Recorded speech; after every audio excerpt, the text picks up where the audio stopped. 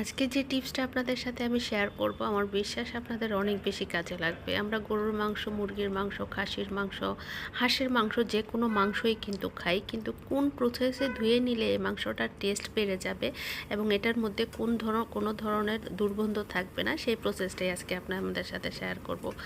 আসসালামু আলাইকুম সবাইকে। আলহামদুলিল্লাহ আমরা ভালো আছি, আশা করি আপনারাও ভালো আছেন। যে যেখান থেকে দেখছেন সম্পূর্ণ ভিডিওটি দেখার জন্য আমন্ত্রণ রইল। ফেসবুক থেকে দেখে থাকলে অবশ্যই একটু ফলো দিয়ে লাইক কমেন্টস করে যাবেন, আর যদি ইউটিউব থেকে দেখে থাকেন একটু সাবস্ক্রাইব করে দিয়ে একটু লাইক কমেন্টস করে যাবেন। আপনারা একটা ফলো দেয়া, সাবস্ক্রাইব করে দেয়া, একটা লাইক কমেন্টস করা কিন্তু আমার স্বপ্নটাকে পূরণ করতে পারে। আপনার দ্বারা যদি আমার স্বপ্নটা পূরণ হয়, আমার কাছে মনে হয় না আপনার কোনো ক্ষতি হবে, তাই না?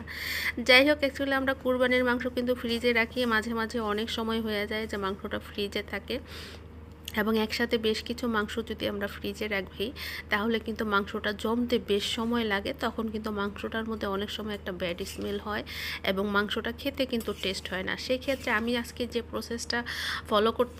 প্রসেসটা করতেছি, এটা যদি আপনারা ফলো করেন তাহলে কিন্তু আপনাদের মাংসের টেস্টটা কিন্তু অনেকটাই চেঞ্জ হয়ে যাবে। এখানে আমি মাংসগুলি বের করার পরে আপা কেটে ধুয়ে রেখে গিয়েছিল, কিন্তু আমি সেই মাংসটাকে লেবু আর লবণ দিয়ে গরম পানি দিয়ে আধা ঘন্টার মতো ভিজিয়ে রেখেছিলাম। এরপরে নর্মাল পানিতে কলের নিচে দিয়ে একদম চেপে চেপে কেচে কেচে মাংসগুলি ধুয়ে নিছি।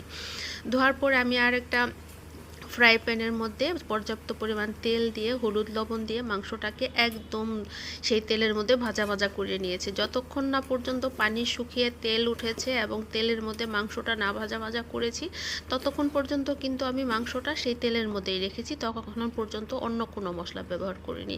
যখন ওই মাংসটার পানিগুলি একদম টেনে তেলের মধ্যে ভাজা হয়ে গেছে, তখন আমি মাংসটার মধ্যে সকল মশলা দিয়ে কষিয়ে নিয়েছি এবং পর্যাপ্ত পরিমাণ কষানোর পরে আমি এখানে ঝোলের পানিটা দিয়েছি। আর মাংসতে মশলা কি কি দিব আসলে তো এটা বলার কিছু নেই, আমরা মোটামুটি সবাই জানি।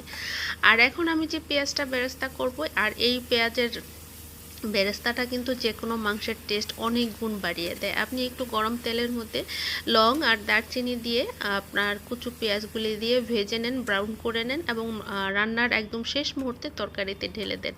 এই যে এটার ভাজা পেঁয়াজের, লংয়ের, দারচিনির একটা ফ্লেভার, এটা কিন্তু আপনার তরকারিটাকে অনেক গুণ টেস্ট করে দেবে। সেটা কিন্তু আপনি গরুর মাংস, হাঁসের মাংস, মুরগির মাংস, খাসির মাংস যে কোনো ক্ষেত্রে এবং ধোয়ার ক্ষেত্রেও কিন্তু যে কোনো মাংসের ক্ষেত্রে আপনি এই প্রসেসে যদি মাংসটা ধুয়ে নেন লেবু, লবণ আর গরম পানি দিয়ে, তাহলে কিন্তু আপনার মাংসের টেস্টটা অনেক গুণ বেড়ে যাবে। তার সাথে সাথে কিন্তু তেলের মধ্যে অবশ্যই ভাজতে হবে, আর তেলের মধ্যে দেওয়ার পরে পানি উঠবে, পানিটা কিন্তু অবশ্যই টানিয়ে নেবেন, তাতে করে কিন্তু আপনার মাংসের টেস্টটা বেড়ে যাবে। আর আমার হাতে করা ছিল গরম মশলা, এই গরম মশলাটা দিয়ে দিলাম। অনেকেই আমরা তরকারির মধ্যে কাঁচা আস্ত এলাচ, দারচিনি ব্যবহার করি, তাতে কিন্তু মাংসের টেস্টটা আসে না। আপনি যদি হালকা তেলে সব ধরনের মশলা এখানে ব্যবহার করেন তাহলেই কিন্তু টেস্টটা বেড়ে যাবে। এতক্ষণ সাথে থাকার জন্য ধন্যবাদ, ভালো থাকবেন।